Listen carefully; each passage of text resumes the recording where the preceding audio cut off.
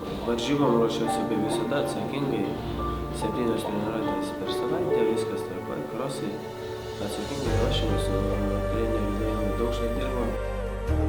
Šitą jausmą tai tikrai ne kiekvienas asmuo gali patirti, tai jausmas yra tikrai labai toksai neapsakomas. Visi žiūrovai, visa tie garsai tokie.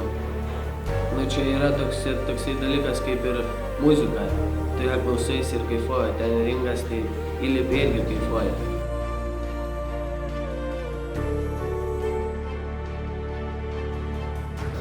Masato.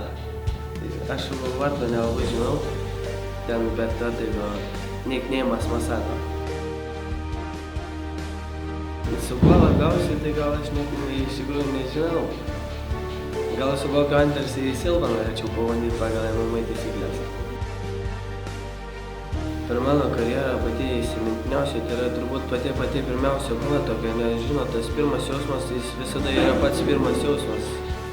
O tokia pati gal stipriausia, tai Lenkijoj, kuris vyko tokia irgi turnyras, tai prieš Lenkijos čempioną ir pasaulio čempioną teko kovoti, tai labai daug patirties gavau per šią kovą.